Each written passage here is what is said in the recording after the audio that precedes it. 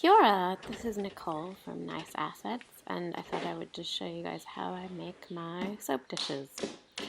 So I start out by wedging some clay, and this is just, I think, some reclaimed stoneware clay.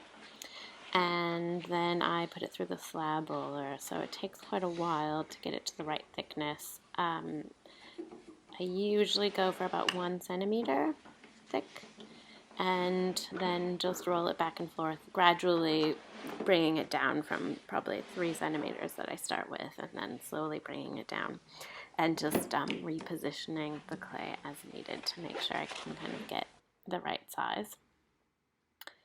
So here I am just rolling out the slabs. This takes quite a while. Still faster with the slab roller than it was rolling it out by hand with a rolling pin. So then I just compress the clay and smooth it out with a rubber rib, and then I have this block that I use to just kind of gauge the size that I want, and I shape so I cut out the pieces and then I shape them using this block that I believe is totara wood. I'm not entirely sure. So I stamp the bottom and then I gently peel it off the block that I use as a former, and then I carve out some lines. So these are so that the soap can stay dry. So I carve 3 lines just using a loop tool.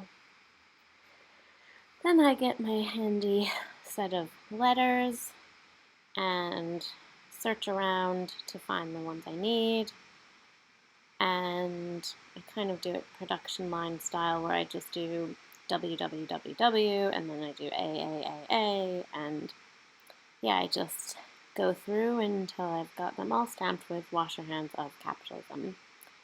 Then I stick them on a board and just kind of make sure they're in the right shape-ish that I want, and then I put them outside in the sun to dry. Once they're dry, bone dry, I fettle them with a sponge. So I just clean up all of the rough edges from my knife marks. And this actually takes quite a while. This is one of the slower parts of the process. But yeah, I want nice smooth edges. Then I load them into my kiln for bisque firing, and then take them out once they've been bisqued.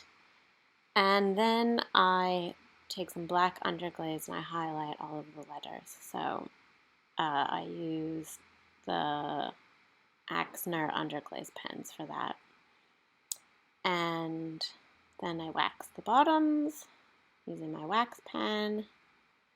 And that's just so that the glaze doesn't stick to the bottom. Then I dunk them in my clear glaze. I use 271D clear glaze. And then I put them in the kiln for their final firing, which I usually fire to about a cone 8. So that's me just preparing my cone pack, sticking it in the kiln, along with all my other things that are in there. Then I turn my kiln on and let her go. And then open up the kiln. Looks like I've got a pretty perfect cone 8, and ta-da! There is my finished soap dish after all of those steps. Voila!